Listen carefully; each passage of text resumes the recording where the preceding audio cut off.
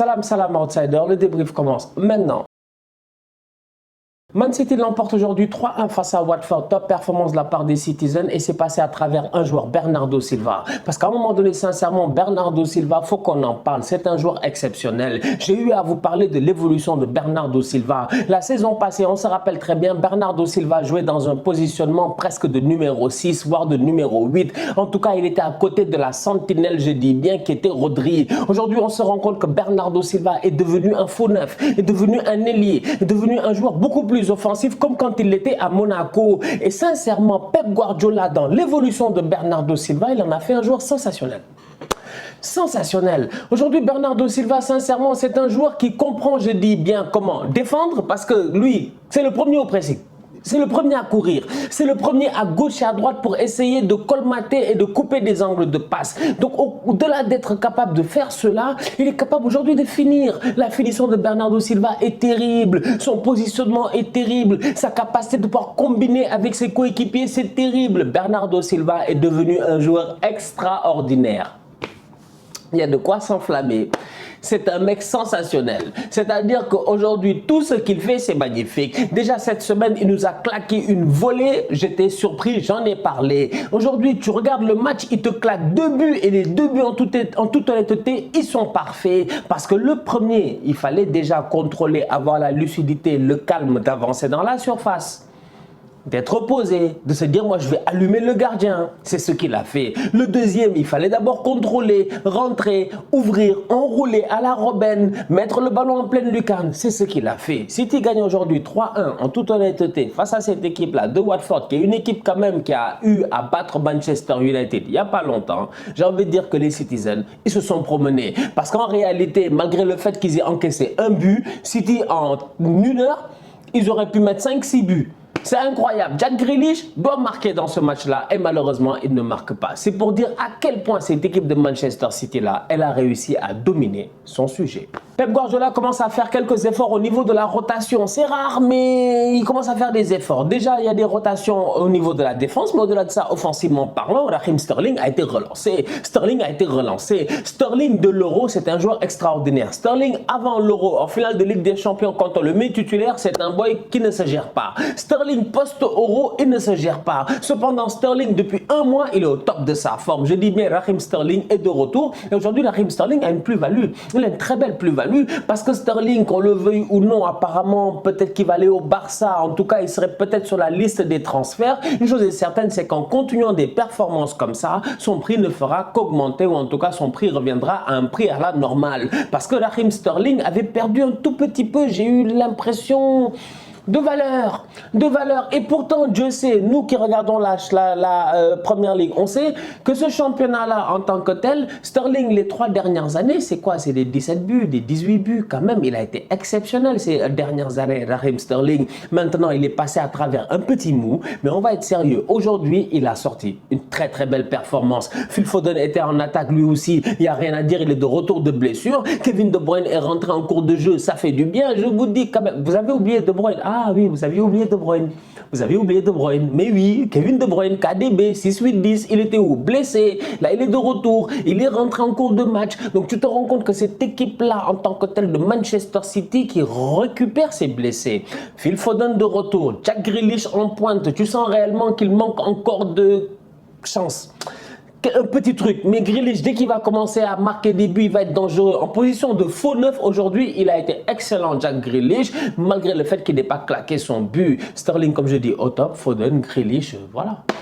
Que veut le peuple, franchement. Offensivement parlant, quand ils attaquent avec les João Cancelo et puis les Bernardo Silva, je te dis, les gars, ils attaquent avec une ligne de 5, voire une ligne de 6, comme j'ai eu à dire, constamment dans un surnombre. Tu regardes le match et tu as peur, tu as mal pour Danny Rose. Danny Rose, il ne sait même pas ce qui se passe lui. En fait, il est latéral.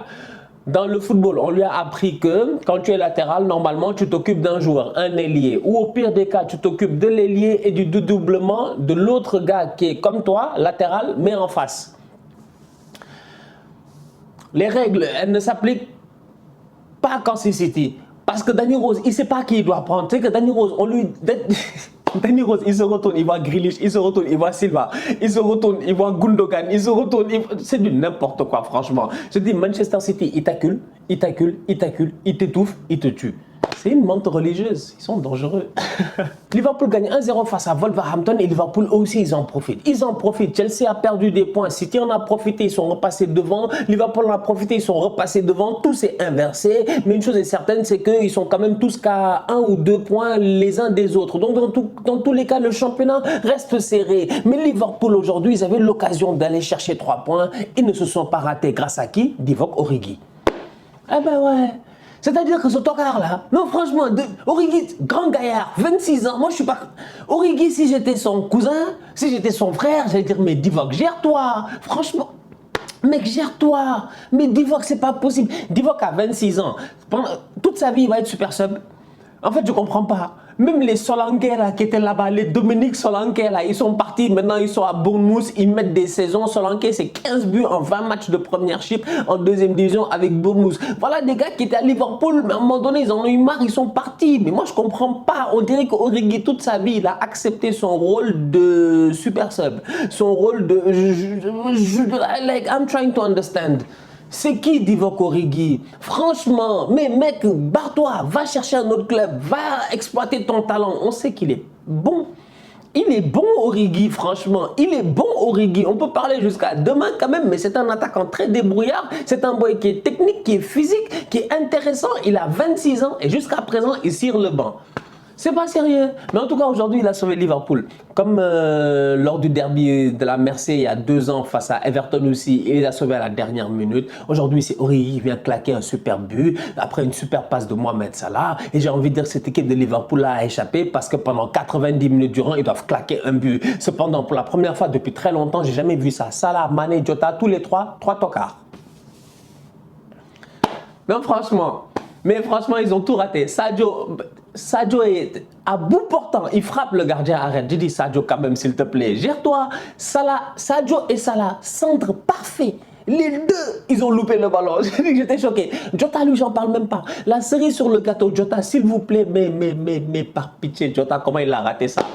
Jota, il a les camps, il a 2 joueurs, il n'a pas de gardien. On lui a dit, s'il te plaît, frappe mon gars, marque. Sadio est là, il attend. Tout le monde attend. Moi-même, j'ai dit, avant même qu'il frappe, j'ai dit, il y a but.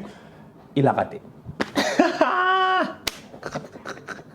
J'étais choqué, franchement. J'étais vraiment choqué. Mais belle victoire de la part de Liverpool qui s'en sort. Un bon match, il n'y a rien à dire. Thiago Alcantara, très intéressant. Fabinho, Henderson, très bon. Van Dijk, il a un peu souffert à cause de, comment il s'appelle là, Adama Traoré. Vous connaissez Adama Traoré? Il est puissant, il est fatigant. Il est très très chiant, Adama Traoré. Donc Adama Traoré a été le piston offensif qui a créé des occasions quand même. Il a donné à Wang qui aurait pu se gérer. Tu sens qu'au niveau de Wolverhampton, eux aussi, ils auraient pu à un moment donné peut-être gagner ce match-là 1-0. Mais à la fin, c'est qui a fait la différence? Divock Origi. C'est la raison pour laquelle je dis, Divock, gère-toi. Divock, franchement, gère-toi. Fâche-toi, barre-toi.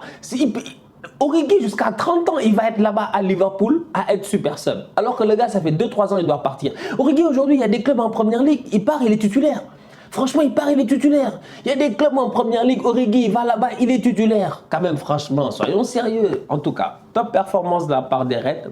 Match difficile, mais très belle victoire. Parce qu'ils ont réussi à faire le travail en Ligue des Champions. Liverpool et Manchester City auront une semaine de repos. Ils auront une semaine de repos. Cette semaine, Liverpool va jouer face au Milan AC. C'est le Milan qui doit battre Liverpool en espérant, je dis bien, quelque chose en Atlético et Porto pour se qualifier, ce qui est encore possible, en tout cas pour les Milanais. Comment il s'appelle? City. Ils sont premiers du groupe devant le PSG, tout ça, avec 12 points, je pense qu'il n'y a plus rien à stresser. Donc du coup, ils vont faire tourner face à Leipzig. Donc du coup, tu te rends compte que le week-end prochain, ça va se rejouer. Je te dis, c'est trop chaud. Liverpool, Chelsea, City, ils vont se battre jusqu'à la dernière seconde tous les trois et on ne sait pas jusqu'à présent et on ne saura pas, je dis bien, en tout cas avant bien longtemps, qui finira premier. On va être très sérieux. Week-end prochain, Liverpool-Aston Villa, les retrouvailles entre Steven Gerrard et Liverpool à Anfield. Aïe, aïe, aïe. Manchester City, Wolverhampton, vous-même vous savez ce que ça va donner. Les Wolves, c'est des bandits. Donc on va être très sérieux la famille, on se capte très très bientôt pour un nouveau débrief. Le week-end prochain, j'espère que vous serez là. On continue à liker, on continue à partager, on s'abonne, on est ensemble, tous outsiders.